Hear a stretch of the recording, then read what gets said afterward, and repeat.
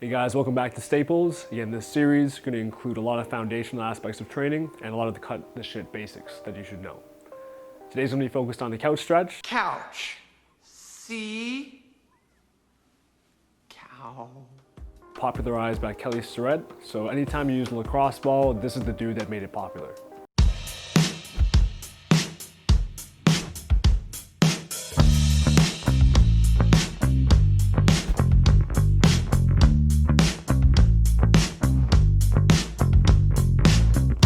So if you're someone who sits at a desk all day long doing office work, which is probably a lot of the population now, you're going to be a little bit more prone to different pains and aches.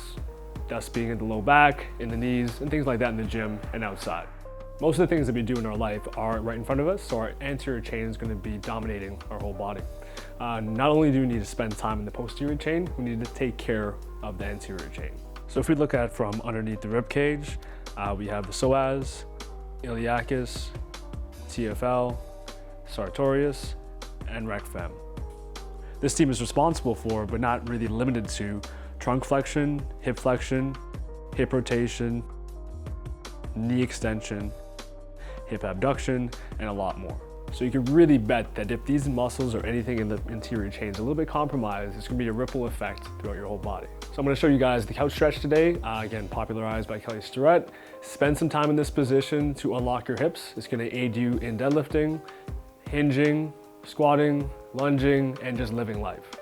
All right guys, so getting into this position, we want to find some type of vertical surface. So a wall or a couch would be perfect. Make sure to have some padding for your knee. We're going to try to get your knee about 8 inches away from the wall. Just make sure you're not arching your lower back. Put the top of your toes against said surface and get your other leg up like you're almost in a lunge. Now, if you guys aren't able to sit up properly, which is nice and straight without an arch in your lower back, stay in this position, ground yourself down, and lock down your hips, squeeze your glutes. You kind of have to earn the right to sit up with this one.